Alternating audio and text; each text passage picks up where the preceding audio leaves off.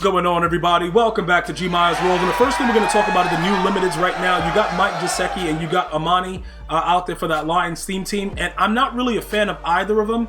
I will show you guys some pointers about it and then kind of update to you to why it doesn't really matter. They did give us some sneak previews into the NFL Playoffs Part 3. I don't like any of the cards that we've seen thus far. I don't know what you guys are feeling about it.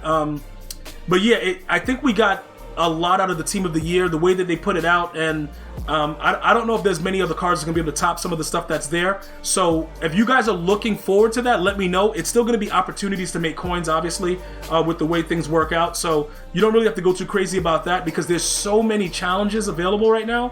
There should be no issue with any of you guys pretty much getting what you want at this time because it's just so much.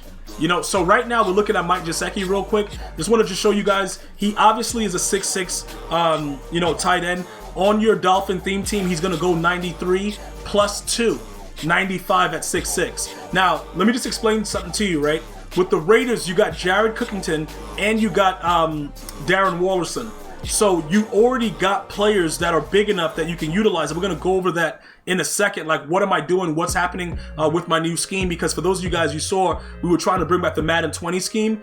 Unfortunately for us, we're not going to be able to do that because the Madden 20 scheme just doesn't work out properly with the way that Madden 22 plays. So you can't just run stretch all game and do whatever you want. The game is not really the same type of design. Now, you can get freaky runs off and stupid things like that, but it's not the same type of game. I don't really particularly find anything like OP with this card, but if you're a Dolphins theme team, it's a hell of a pickup.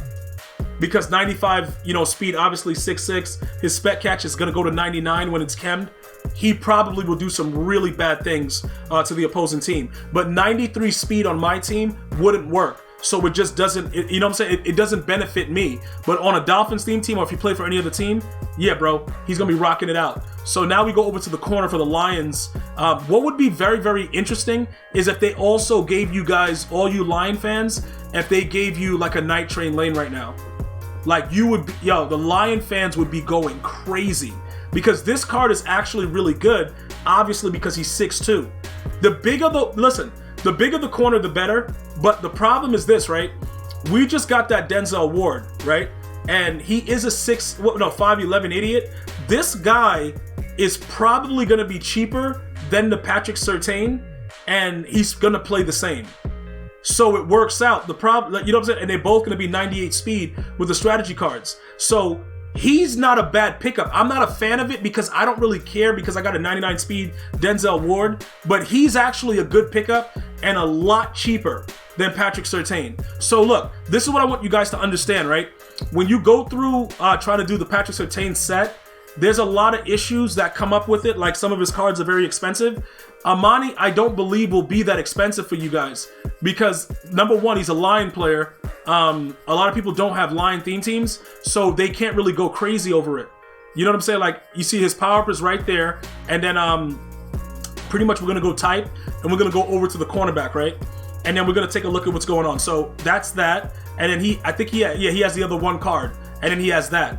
So this card, right, because of the 6'2" height, it's going to cost you around the same amount now that I look at it, because it's $650 for that, and then Surtain's cards are like $250 for the lower 90, and then the new one is like, another $250. So he's a little bit more expensive. I wouldn't spend $650 on him right now because there's so many other things coming out that have not been released yet, and you're gonna have now the corners may not be that big, or they may be like Denzel Wardington, where he's a little undersized, but you're gonna get more fast corners. So that's not something to go crazy. Should I do it? No. Because you're spending the money willy-nilly, and it doesn't really make any sense. Now, as far as Denzel Ward goes, remember, he's an undersized guy, but he's very, very fast. So his price will stay around the same rate. Also, I didn't finish my Team of the Year solos yet, so I did not get my free card. It is a fantasy pack. If we get lucky and pull a Denzel Ward, that might work out for us. Otherwise, we're just totally screwed. I didn't realize that they didn't give you a choice, just a random fantasy pack. So, this card right here is still really, really good. All right. So with both those players being out there, some of you guys are like, what's the deal? Like, are you doing anything different? The only thing that I did, right, is that I made Darren Waller take over for Randy Mossington. Now, you might say to me, okay, why did you do that? Yo, G, what the hell's going on? Well, they actually made Randy Moss pretty trash, and this guy's a 97 speed, similar to what Randy Moss is, but what's the difference? He's 255 pounds, and he has run block, and he has all the other stuff, and he has a similar spec catch. And he animates now. The card prior to this one didn't animate on the streaks. So now we just utilize him, and we bench Randy Moss when we go into the lineup. So what that means for you guys is this, right? That Gesicki, he's a 95 speed. So let's say for whatever reason you have a Dolphins theme team.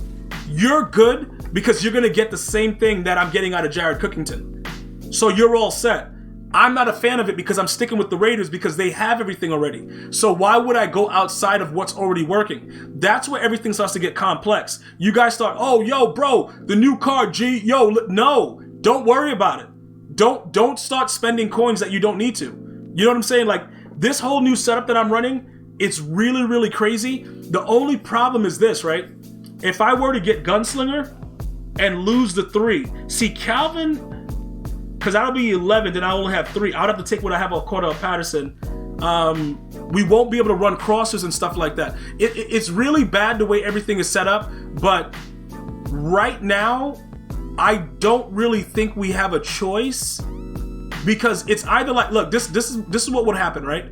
We would keep Jared Cook and Darren Waller with their abilities, and we would take off Cordarrelle, and Calvin. And that would create a situation where, you know, we could get the ball off fast, but, you know, Calvin, we can no longer use Calvin as a mossing savage. And that does become rather difficult because he won't animate without that ability. Just so you guys understand it, there's a lot of things that go into it. You're not going to get an animation out of Calvin without having deep out on him. And EA purposely made him physical so that he wouldn't get it for 1. So right now, the only thing that we've done, like I said, we removed Randy Moss and we've added Darren Waller to the outside. And then Jared Cook now plays as the regular tight end position. Now, we were labbing the Raiders playbook. For those of you guys that were asking the playbooks, we're running the Bears defense and the Raiders offense right now. We were labbing some eye pro, some eye close, a lot of different variations of that.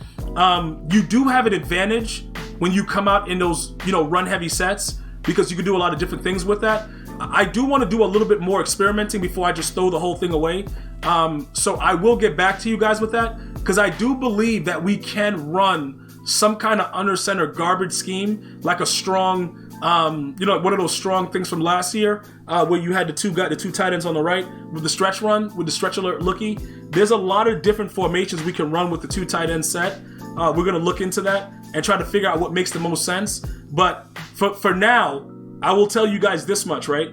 The way the game is working at this time right now, I would still try to hang on to pass lead elite, but I'm really on the brink of getting rid of it and just saying, you know what? I'm going back to 11 AP. Like, I can't do anything. Like, I can't release the ball. Like, this is stupid. That may be coming very, very soon. It's going to hurt us, but it may be coming very, very soon.